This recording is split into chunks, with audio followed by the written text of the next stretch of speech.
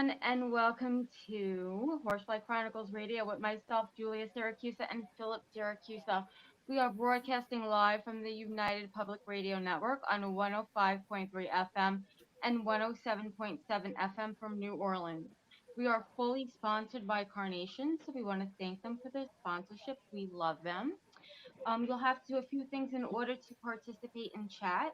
Go to our YouTube page, UFO Paranormal Radio. Go to all of our Facebook stations, UFO Paranormal Radio Network, UFO Undercover with Joe Montaldo, News on the Flip Side, Horsefly Chronicles Radio, SoundCloud, Podbeam, Twitch, and all of those networks and platforms. So please, guys, please welcome to the show part two of the co-authors of the Near Death Institute, NDI, Supporting and Empowering NDE. Phil is also a co-author on this book. Their book is to be released on March 21st. Their mission is to guide everyone on a spiritual journey to what it is like to experience a near-death experience.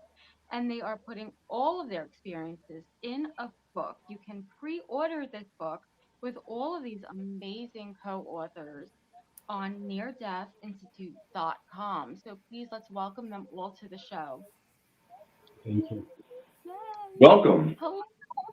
Thank you for having us again. Awesome. Thank you. Coming. Part two.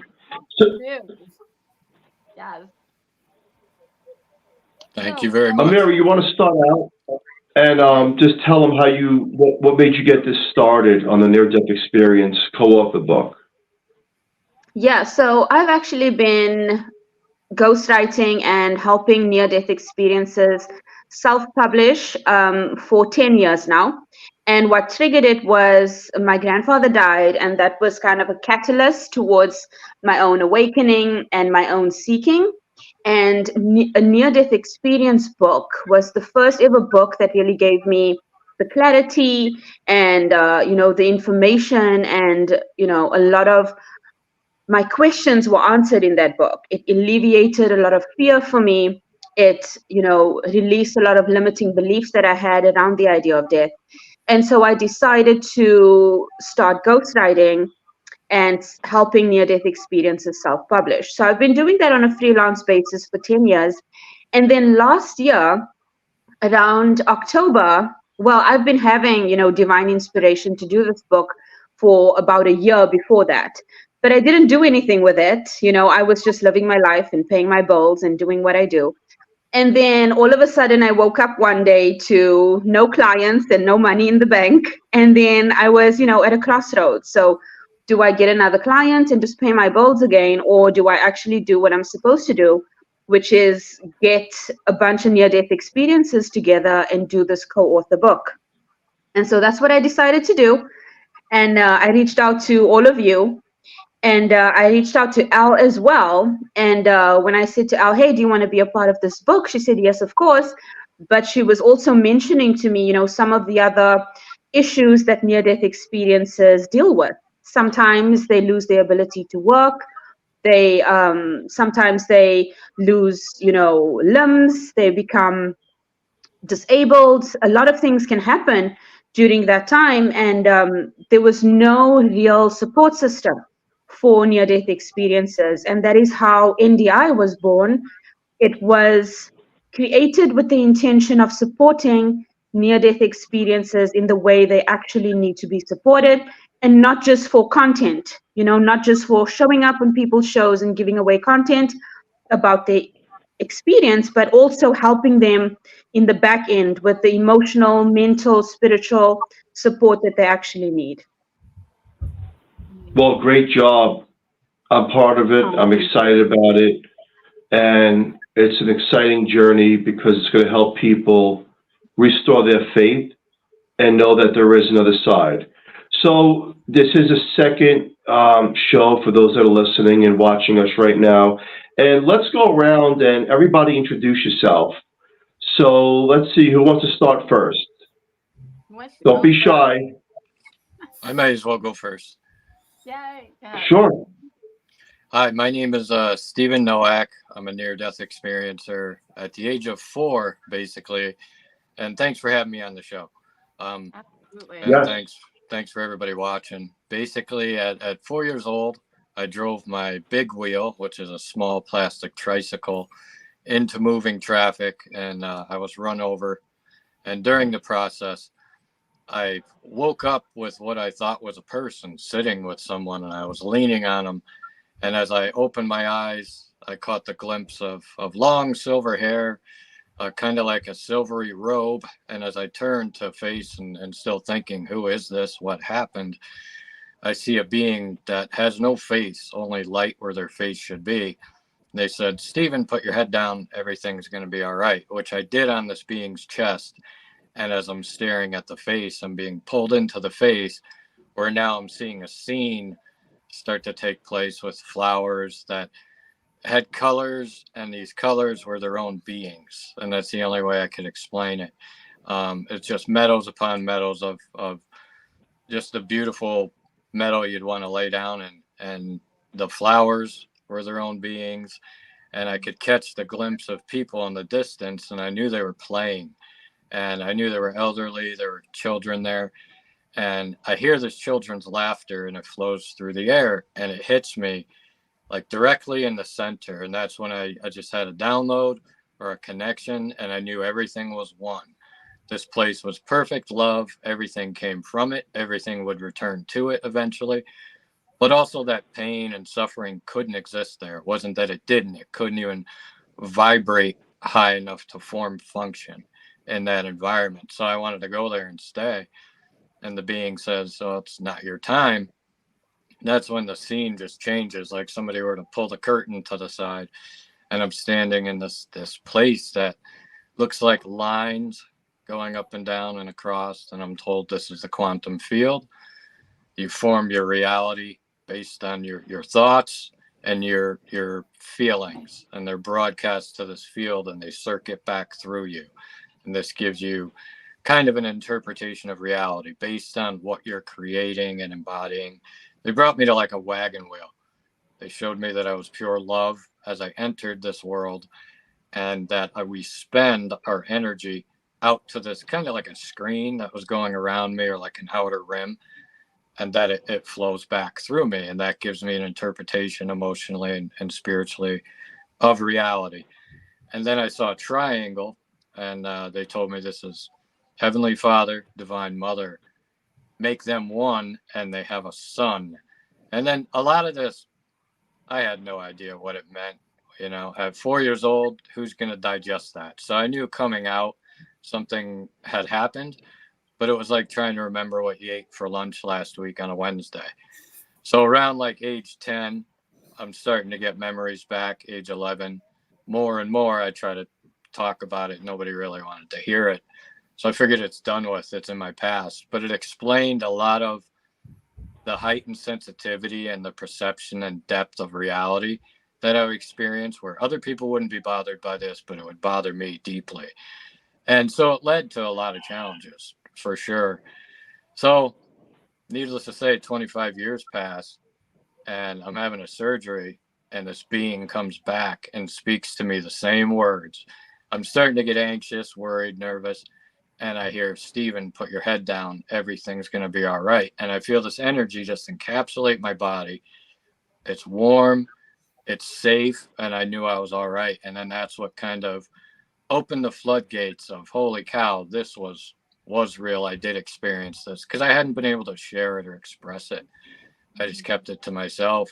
So this turned into me having to leave my job, as I was starting to see lights in my room, hear people's thoughts, sense their vibration. I tried to go to different churches to talk to people, because I knew it was coming from Creator. Then I had this woman fall outside my store, where I was the manager at the time, and she was in pain. She was an elderly woman.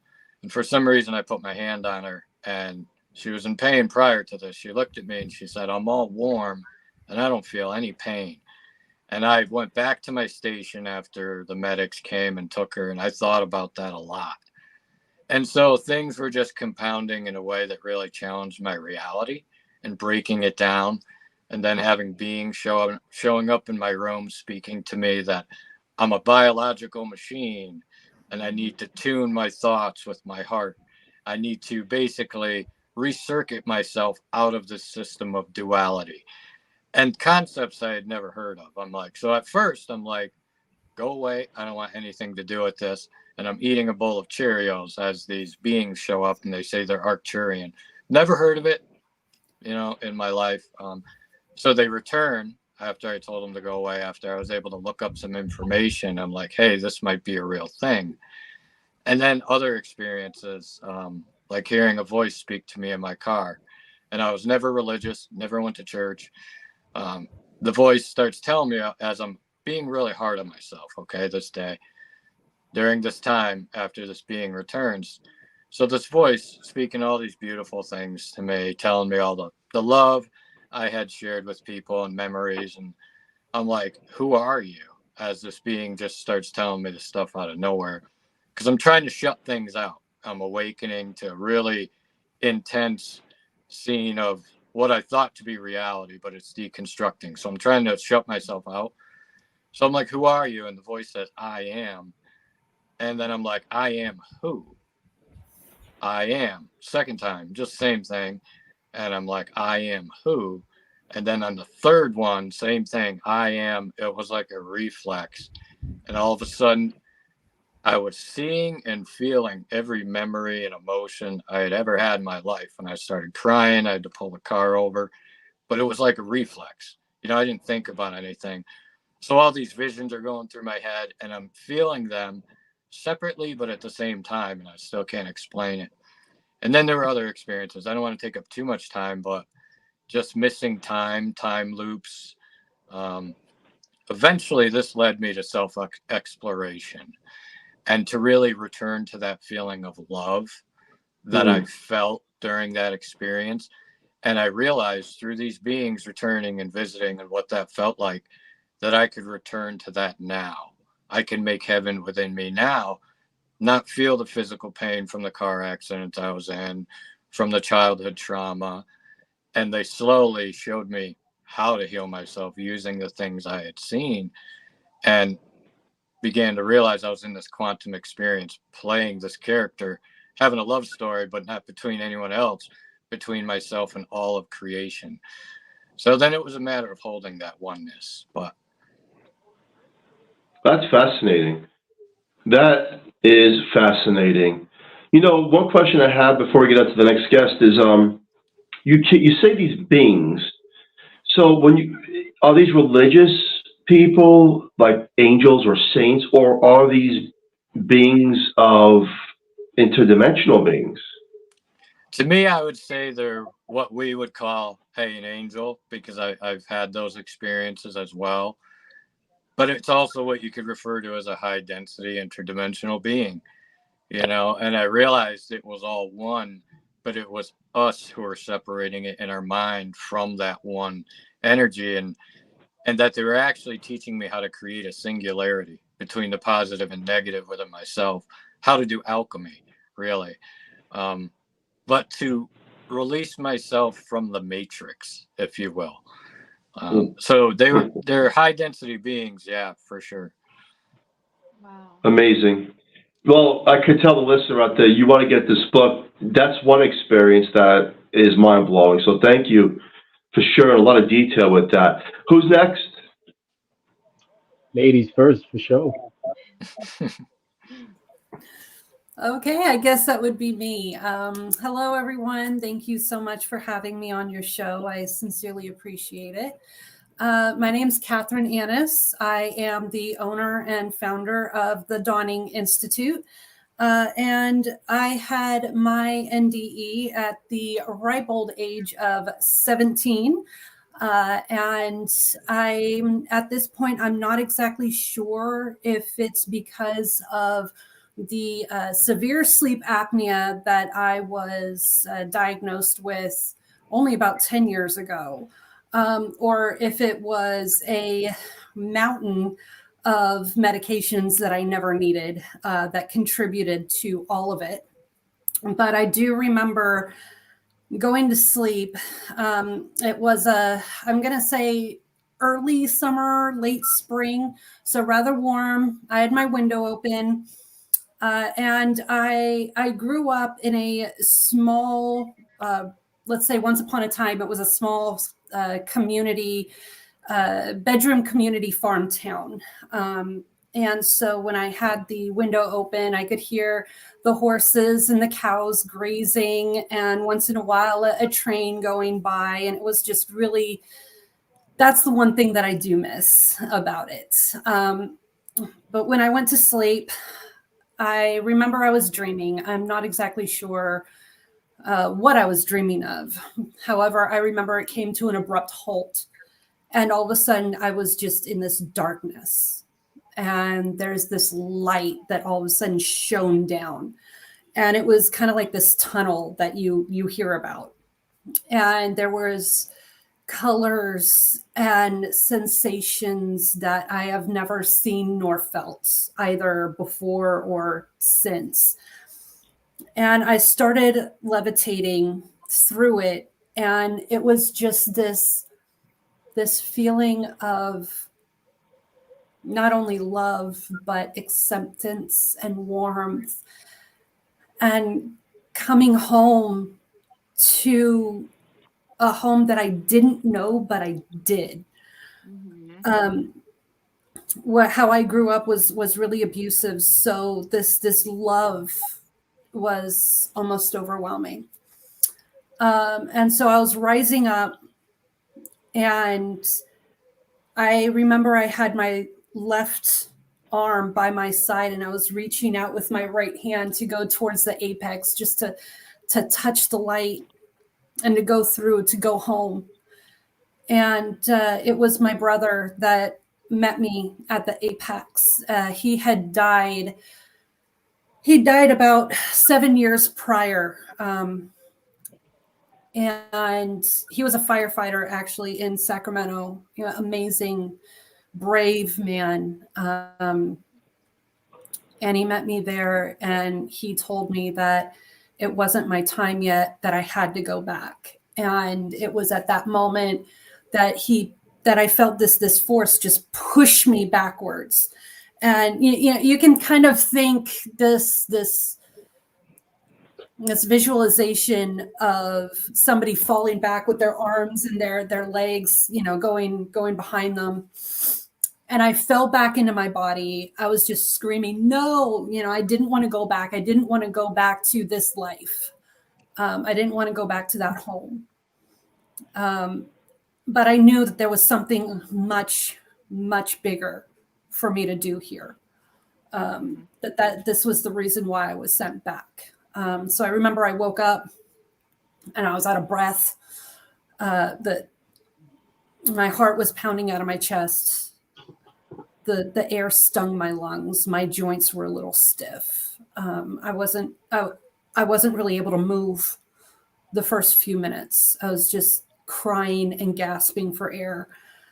And ever since then, I've been able to feel my brother about a week after he died. Really, a 9-year-old, and all of a sudden this spirit comes to you, and it's unsettling. It's a little odd. It's a little unsettling. And I remember feeling his presence, and I was just so scared. I ran out of the room screaming. So that it was my mom that told me that it's just my brother, not to worry. He's letting you know that he's safe. So, really ever since then, I've had this relationship with him. And I'd like to think that he's been one of my guides, one of my protectors ever since. And so because of all of this and everything that I've been through, it led to the creation of the Dawning Institute. Wow. Awesome. It's like one thing leads to another, leads you to a path in life that maybe you didn't expect to do, right? But then you're doing it, and in return, you're helping people. And it's funny, when you said that you didn't want to go back, it kind of reminds me of my near-death experience, right? you know, when we look at it in the physical reality, it's like, death is scary. Let's be real. Like, you know, you're gonna be 6 feet under, or you're gonna be cremated, and you know that's even if you could afford to be buried in today's world, and that part of it's scary. But then when you have to change your thought process and look at the spiritual part, and you leave it by, it's like, well, I don't want to go back in that anyway. So it's funny how that works. And thank you for sharing that. Yeah, thank you. And our next guest. Read. Yes, hi everybody. Hi Hi. Phil, hi Julia, hi Ameera. Thank you for putting up together this project. And to the co-authors, Stephen and Kathryn, I appreciate seeing you every time we meet, whether it's our private sessions and here tonight on Phil's Radio on Horsefly Chronicles. And I'm gonna share with you because I know time is of the essence. And the thing is, I am with Morse. Definitely, the name says it all. And I grew up in Haiti, and we know in Haiti there's a lot of beliefs and all these things. And for me, it was no different because my parents they were like Christian in a sense, but we never were like that strict because we were very liberal in a sense. So the subject of death, I relate to it because there's a lot of violence in Haiti, a lot of death that I've seen, you know, in my young age. You know, people would get shot, people would get killed, people would get chopped up, and that was not a situation for me to know that death is somewhere that you know people can find it anywhere. So what happened is that I remember when I was 12 and my auntie passed away. She was 28, and it was my mom's sister. So I remember the grief, the pain, all this that my mom endured because she was the little sister and she died because she had a fever and we just in a couple of days she passed. And I remember I was home and my dad was like coming home early morning and my mom was crying and that's when I know that my auntie passed. And I felt a deep sorrow and I started questioning myself about what is all that about because someone was here, now they're not there anymore. So I started investigating, not in a deep manner, but I started to understand, you know, slowly but surely, you know, that, you know, death occurs every day, every time, in every situation.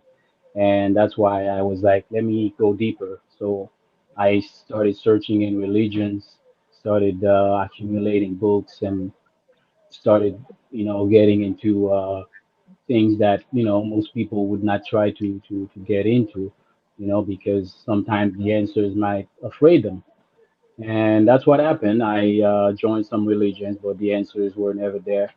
But I kept searching and searching because it was all about beliefs, and for me, this is not an option because I comprehend that it's all about knowing the thing, experience it for yourself. Because people who believe don't know, like I always say, because that's a motto I use a lot. And in a sense, I'm always like that. I rather go to the depth of things because I don't like when people tell me something when I can go and find out for myself. So I kept searching about death and you know read everything possible. But as more as I was searching, as deeper as I was searching, the more it was like unreachable. So I remember when I moved to Canada, and it was going good. It was in 2009, so life was a bit harsh at the beginning, but it stabilized because you know I had met my fiance and all like that. Everything was good, but after a while things were crashing and I started, you know, depression and all these things. So I started asking questions because financially I was low too, in a sense. Everything was going low, so I was very mad and angry and frustrated. I started cursing, you know, even rip off a Bible. I remember. So what happened is that as I was going through all these situations and all these emotions, and because that I know Before that, I was, I was hit by wisdom, which is a situation where I woke up a morning and I felt so high, but not like high on drugs, but high on something high greater than drugs, which is spirit. And I remember I called my friend and I told him I found it. I found it. And he was, what did you find? I said, I found it. He said, man, tell me. I said, I found it. And he said, what? And I said, I found wisdom. And he was like, wow, interesting. And from then I was like, seeing things, experiencing things and all until that moment where things were crashing down, like I said. And I started invoking death because I was like, let me die because life's so hard and things are so frustrated and all like that. And it was that morning of January 10th, 2014. I remember after we went out, me and my fiance, and everything was nice, superb night. So she went home. I went my home too because we were living together and stuff. So I went to bed. Um, but what happened, it was something that I would never thought that would happen to me because it was very unusual. That's why my situation is pretty particular in a sense. So what happened is that I saw like I was in that dream, but it was not a dream. But when I looked, I saw that I was in that tunnel. So from what I realized, I was like, hey, isn't that the tunnel that most people talk about when they die? And as I was looking around and examining things, I saw myself with a bunch of other people going the same direction. And he was like, we were, not he was like, he was, we were in a Westphalia. So we were going deeper, deeper in the tunnel. And as about, reaching the end of the exit, the end of the tunnel, and all of a sudden I heard my mom's voice. And to my surprise, I was like, my mom lives in Florida, and I'm in Montreal, Canada. How can my mom, speak to me right now? And that's when she said, "Oh no, we are dead." And all of a sudden, that body that we carry, that carries our spirit, actually, it just deflated. And all of a sudden, I died. And what happened is that death has a sound, and it's like one of these 80s television where you turn them off and then you would make like that little laser beam in the center, like a little pitch sound, and that's how it sounds like. And all of a sudden all movement bodily function cease, and I saw myself now standing up, looking around my room, checking my stuff, going through everything, going to my closet, and that's when I realized, wow, none of this matters. Nothing matters. Everything is a waste because now that I'm dead, I cannot be brought back by any of these things. So I started looking towards me, but I was ashamed of looking my body. Then I said, you know what? Let me go outside, inside to my living room. So I went to the living room, and that's when I checked and I saw my library, and that's where the feeling of sadness, got into me because to me, it's all about knowledge, getting to know as much as we can learn when we're here on Earth. And I lost a lot of knowledge by not having, read all these books that I had on my shelves, and I was feeling very sad. But as I was feeling that all that emotion, I was feeling contempt too because I felt as a great experience that I can get out of my body and walk through my apartment. But it wasn't long that I was sucked back, to that realm where I was on that plateau, that stage, and the voice, which I could identify it as a benevolent voice, said, how about you bow down and say your goodbyes to the world? And I say, what's going on? Why would I do that? He said, you know what? You were just an actor, and the world is a play. And now it's bow down time. Say goodbyes. So I said, no problem. I bowed down, like a comedian would do. And next thing there was that curtain. That's funny that Noaek mentioned that curtain, and that curtain just closed down too, because we all actors on that world stage. And then, so as I was traveling through the realms of the universe, going to places which, would take time to recount. And the most significant moment in that experience was when I finally arrived at some location. And when I looked around, and I could see this massive, massive gate, and the gate was beautiful at the same time. So as I was standing there in awe, looking and admiring the gate, and I was waiting, but I didn't feel any pressure, any pain, any fear, anything at all. And I was asking myself questions. Finally, I'm gonna have questions to a lot of answers to a lot of questions. I was gonna meet Jesus finally. That guy people been talking a lot about, those teachers, who, all these people that been passing through times, and that's when as I was standing there, admiring the gate because it went so high, it goes so high up in the sky. I was very amazed because I work in structure because I work in the state in the entertainment industry building, you know, stuff because we use a lot of technical terms and a lot of technical equipment, and that's what caught my attention. So as I was standing there, but something came to my mind and said, "Wait a minute. Um, I don't think I cannot go there because if I ever cross that gate, then it would be on Earth." Mm-mm. And that's when I realized I cannot die. I cannot do that.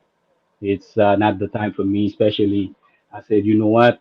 I cannot do it. My fiance gonna come home. She's gonna call me. She's not gonna find me, and she's gonna come home, open the door, find me laying dead here.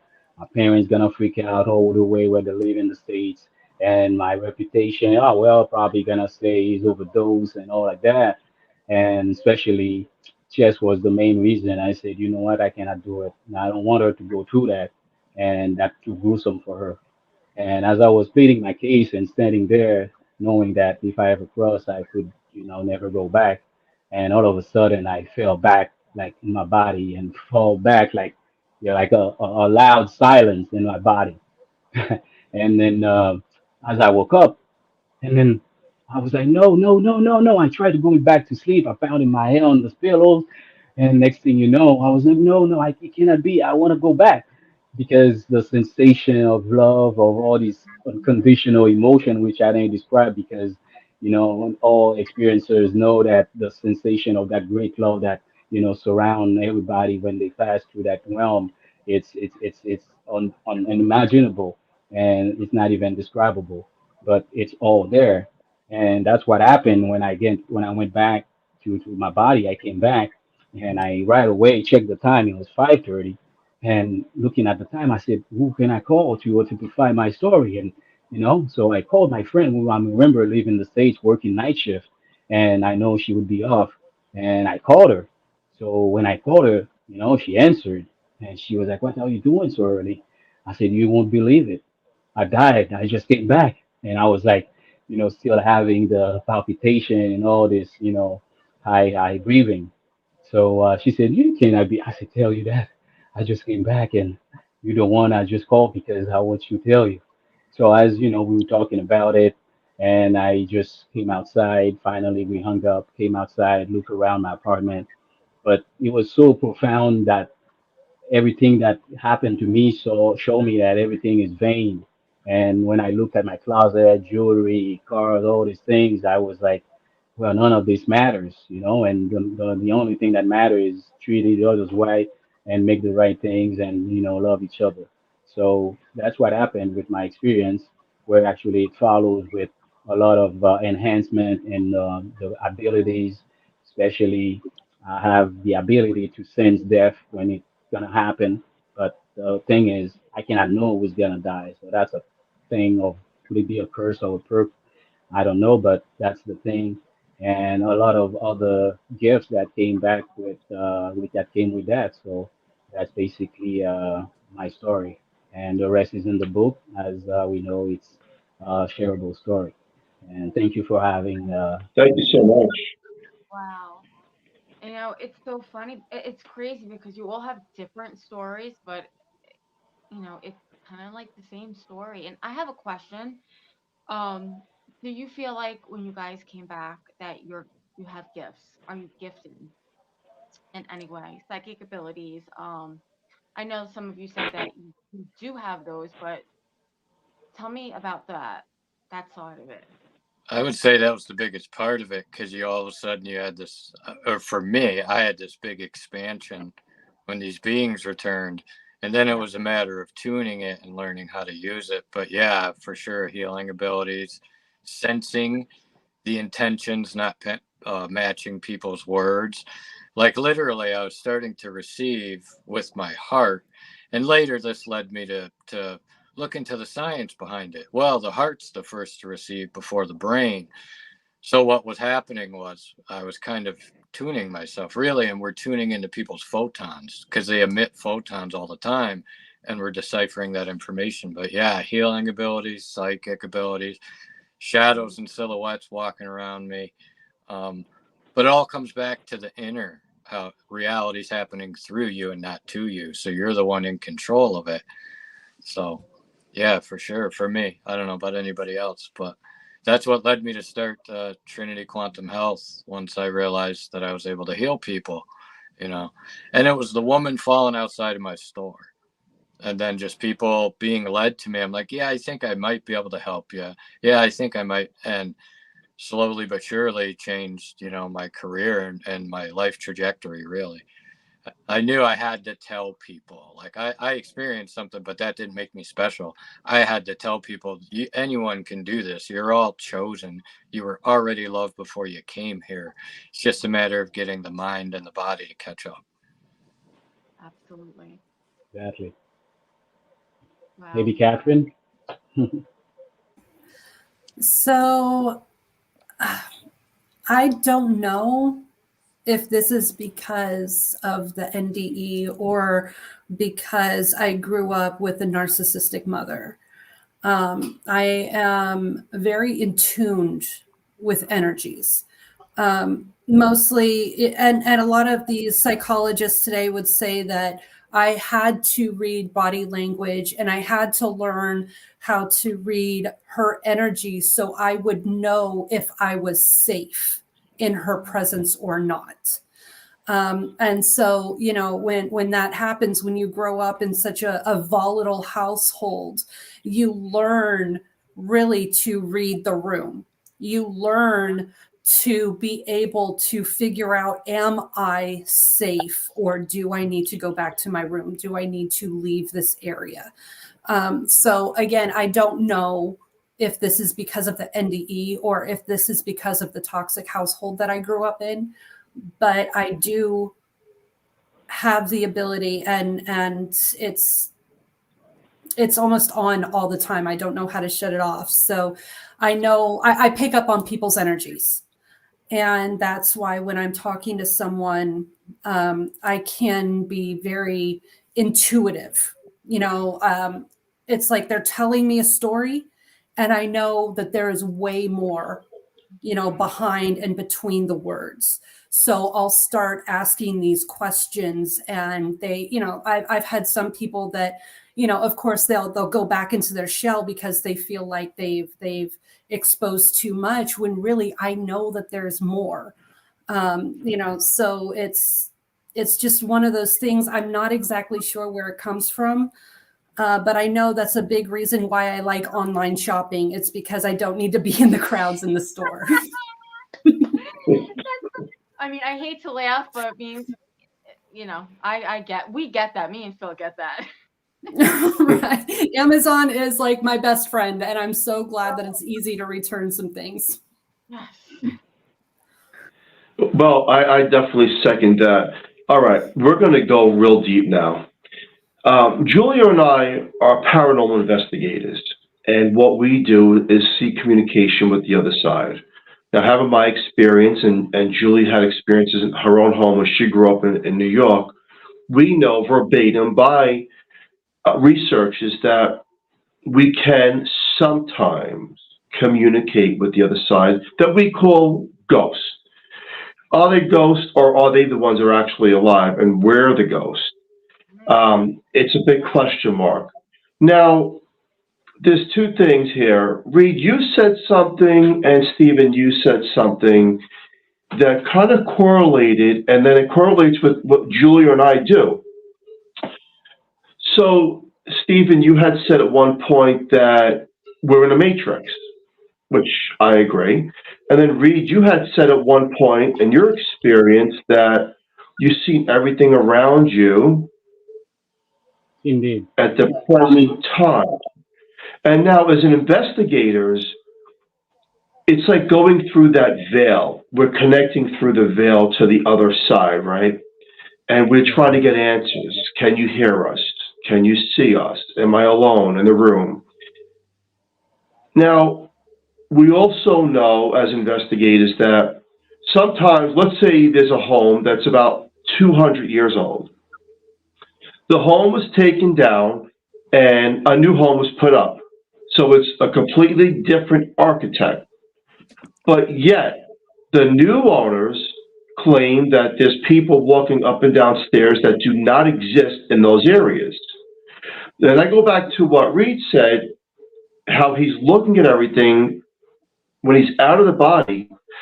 And then what Stephen says about the matrix, is it possible, just possible, that we're creating our own realities and our own versions, and somehow, whether that house is gone or it's not, it still exists because we've created it? Your response?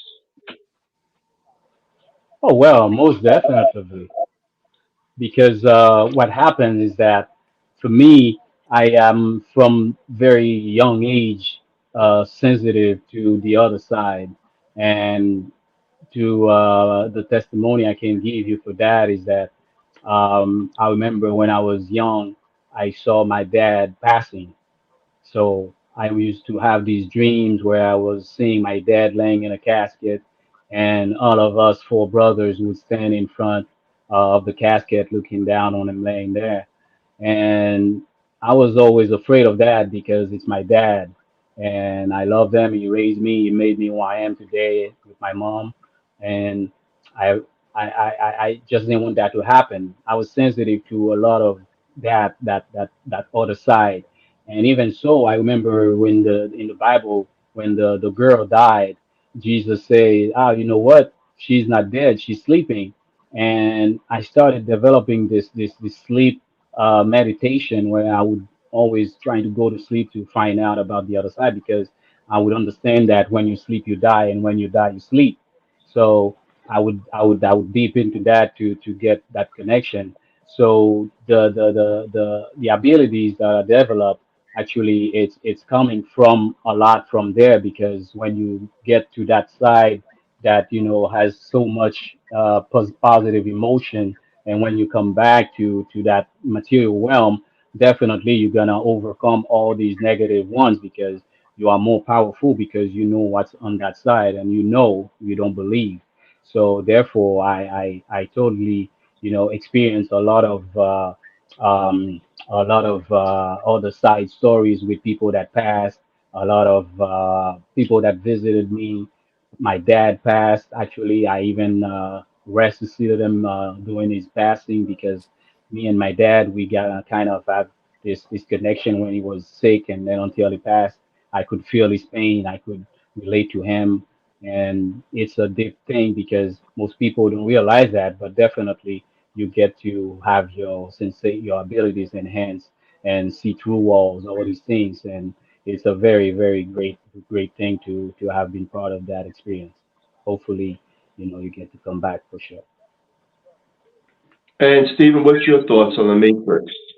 I definitely believe that our reality is being broadcast through us, that I'm transmitting, but that we're also spending our quantum energy, just like if I were to go to work and I had to put on a certain personality to function at work, I'm putting on this embodiment. Now there's certain parts of us that may not be resonating as love. They may not be able to match moving up. And I think some of those fragments of people get left behind, some of that quantum energy, that information. And sometimes the same as the energy when the person were alive, it just runs patterns and tracks of its life, with some free will in there, depending on, I believe, whether the person had free will. So like we're fractured from ourselves now, some of us, as we're here on Earth. I believe we're also fractured for ourselves, looking for that return to home on the other side, that wholeness. But for me, waking up, seeing these silhouettes around me, these smoky, dark, light ones, I realized that naturally we're all prisms for the great creator flowing through us, that a lot of these were my distortions that I introduced, and that certainly shaped my reality. Gave me either a more narrow version or a more expanded version, where I had more control as the creator and the observer, as the one behind the thought, rather than being clamped down into my body, thinking I have no way to move through my emotion. So for me, a lot of it is transmitted through us, and I believe leftover quantum energy or imprints that kind of never got released. They never got discharged or had their circuit broken, if you will, and they continue to run until they return to that singular aspect as creator love. Very interesting. Thank you for sharing that. Ameera, how many co-authors are in the book? So there are 13 co-authors in the book. Each of them have had a near-death experience, with the exception of me, and also David Sewich. So he is a near-death experience researcher, and he's been researching near-death experiences for the last 14 years.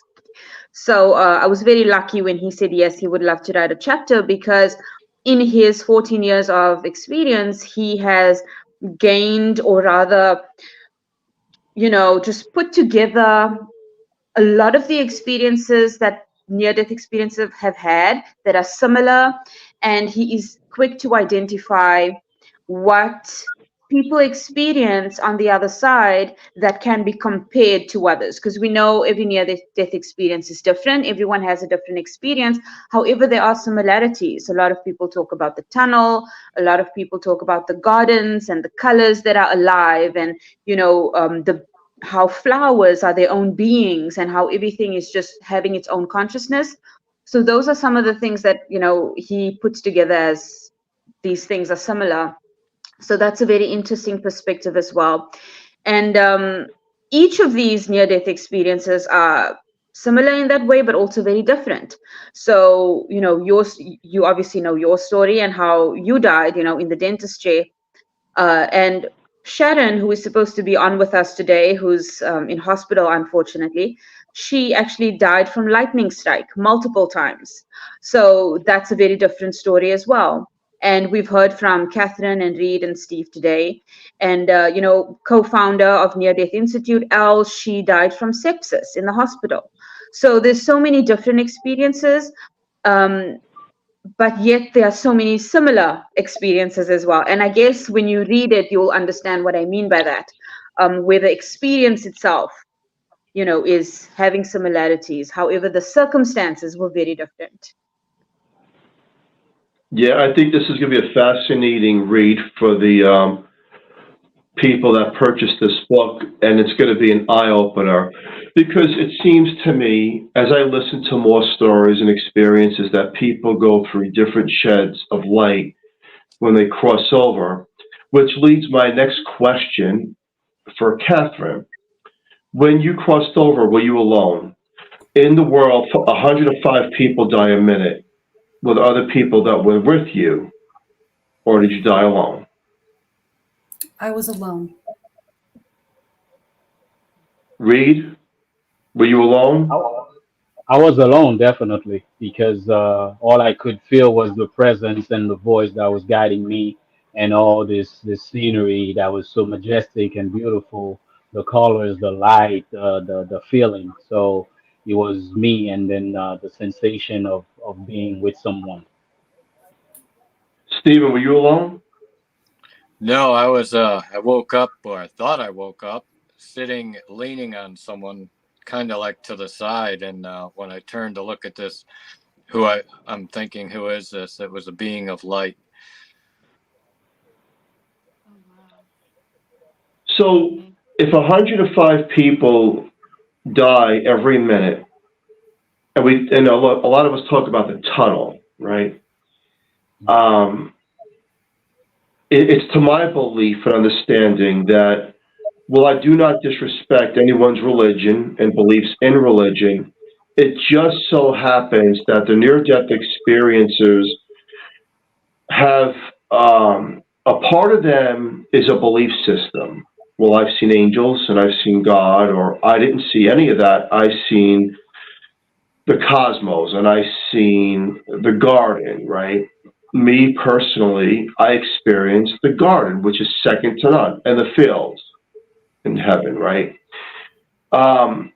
And when you look at that, it's like we all are based on our own realities.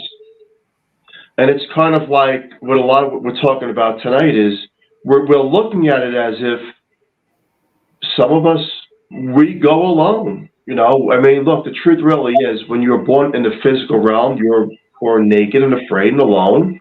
When you leave, and you're going to leave, we're all going to leave eventually, you're going to be alone, right? But it's, from what I'm gathering, it's the being, or it's the loved one that comes. You know, and I do a lot of research on people that are in hospice and they see loved ones, but no one else can see them. And they're reaching out for them. Mm-hmm. And now, if we look at religion, facts of religion say, well, the dead cannot communicate with the living and the dead sleep, for whatever the context is in there. And again, I do not disrespect the way it's put, but it's not my belief, because I experienced something totally different than what is written by mankind. And having said that, when I do my own research on near-death experience encounters, it's according to a belief system. And I'm going to leave an open forum. You know, now we all know there's a beautiful, bright side with a high vibration of love. We can agree with that. Do any of us believe in the thought process, well, the karmic view of how we live in the physical realm, there could actually be a hell? And I'll start out with Reed. Yes or no? Well, I mean, I like to say that knowledge is bestowed by research, and it cannot be from any other source, because I am not a religious man, because I cannot be in that system where I would, you know, alienate myself, and because I know that, you know, there's knowledge and the experience of things is what most counts, because you know for yourself, therefore you can draw your own conclusion. And as you say, you cannot go with what man-made writing says, because you don't have any proof of that, and therefore it's always going through what you own, what you do on your own. And as we always know too that we die alone. As always, I always say that too. People around me know that I say that. I always say you die alone, and they always laugh because you know they saw the reality of it. And to me, that's to the answer to the question. That's my answer, actually. I believe in my thoughts that there is a dark side, because if you believe in angels or have thoughts of angels and the higher vibration of a creator, then we all know there's a negative effect as well. And then there's karmic views. And I think that maybe the karmic views of a person, if they committed a lot of tragedies and hate and crime, reflect in their reality that they're going to bring themselves into their own hell. Kathryn, what's your thoughts? So I was raised Lutheran Missouri Synod, which, if anybody is familiar, is basically Catholic light. So we were raised to believe in heaven. We were raised to believe in hell and the devil and God and Jesus and angels and all this. My experiences with the church itself hasn't exactly been wonderful. My mom's blind, and there was a lot of discrimination within the church itself. And then it got worse after my father left. So I saw a lot of hypocrisy. I experienced a lot of that because I was the daughter thereof. I believe that there is duality. I believe that there is, where there is good, that there is bad, however you want to see that. Where there is light, there is dark.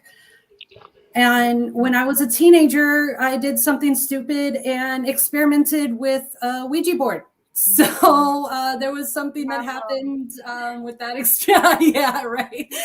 There's something that happened with that experience, and yeah, I learned really quick not to mess around with that. So that's something that's not that's something I haven't touched in 30-ish years. So, yeah, I believe that there are lower vibrational, lower dimensional, however you want to call it, entities. I also believe that there are higher thereof. Again, duality. So yeah, I don't know exactly about heaven or hell. I know that there's been a lot of people coming on social media and whatnot saying that they died and they went to hell, and I'm not the kind of person to discredit that. I do know that we can create our own hell. So maybe the earth, this lifetime, whatever it is a karmic situation. Who knows? But there is definitely duality. Absolutely. I would definitely agree with that. Yeah. There are near-death experiences, and a lot of millionaires and billionaires that died.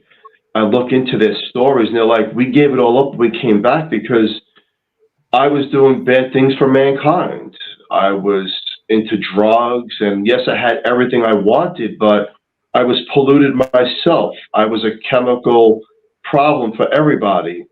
And I came to realization that, look, you need money to live, but they were saying in a sense that, it's the root of all evil in a way where they were using it and spending it for their pleasure and the demise of other people, right? Because that can happen. It's interesting, right? And what I'm gathering here is that the truth really is it's based on your own belief system. You come in alone, you leave alone. It's what you believe in, right? Right. But we do know upper vibration, lower vibration, and we also know, as Julie and I are paranormal investigators, that there is communication, and we try to decipher that a lot of times. Because look, we all want the solid answer, right? Where do we go? Exactly. We want that solid 1,000% proof, but science is not there to tell us A, B, and C. So we learn based on our own experiences. And there's over 200 types of religions around the world. The Catholics believe the Christians are wrong, and the Christians believe the Protestants. And I don't disrespect anyone's religion, but there's all forms of religion that it becomes a big chaos. Well, I'll tell you, to me, when I do exorcism or deliverance, doesn't matter what the person or the spirit believes. Frequency. It's going to obey frequency. Frequency. Yeah. I like that. I just want to give a really quick out to some of the people in chat. Michelle, thank you for joining us. Christy, we have a Facebook user. I can't see your name, but thank you for joining us. Diane, thank you so much for joining us in chat. And for me, I believe it's heaven and hell is a state of being that we can visit here or after. And one is very contracted and thick and horrible, created with so many distortions of light that we've introduced into the mix, and we've created ourselves. That kind of reflects back on us. Or we can visit that heavenly space now. And that's really how I learned how to get rid of the pain in my body, a lot of the trauma, was moving into that space that already is and making that quantum leap. But yeah, so many different dimensions. It's almost like frequency oscillating, depending on embodiments and what we're carrying, I believe. Dimensions. I like the way you said that, and I agree with that. We are at the end of the show. Ameera, first of all, thank you all for your stories, your experience, and everyone out there, you need to get the book. Ameera, talk about the book, the date, the pre-order, and the takeaway. Yes. So the book is set to be published on the 21st of March. It will be available on Amazon, and you can get your pre-orders at neardeathinstitute.com /death the book, and it's near-death institute.com. And anyone who pre-orders before March 15th gets their name printed in the book acknowledgement section as well. Wow, that's amazing. And I know a lot of people that are waiting for this book to come out. Yeah, we So do. Yeah. congratulations So to they you get all. their name in the book if they pre-order? Yes, yes. They get the name Joe, you hear printed in that? the acknowledgement section. That's awesome. Yeah. He didn't even know that. That's awesome. Seriously. I like that idea. That's very creative. I love it. All right, to the Yeah, we listener out wanted there, to get your name in acknowledge the our book. readers, and we wanted to acknowledge those who are Yeah. pre-ordering and supporting our near-death community. And so I thought that would be an interesting way of, celebrating them as well. Absolutely. I love that. That's amazing. Again, congratulations for the book, and thank you so much for coming on. All of you, you have Thank you. amazing stories. And again, everyone's story is the same but different, and it just, sometimes we end up with more questions than answers, but that's okay. That's what it's all about. So congratulations again, and I want to do a special thank you to Carnation for fully sponsoring the show from day one. We love them. Thank you so much. Please join us next Monday night on the United Public Radio Network on 105.3 FM and 107.7 FM for New Orleans. Thank you so much, everyone, and have an amazing night. Thank you, everybody. Thank you. Thank you Thank for you, having Julia. us. Thank you, Phil. Thank Thank you, you, Ameera. everybody. Thank you, Good everybody. night. Thank you. Good night.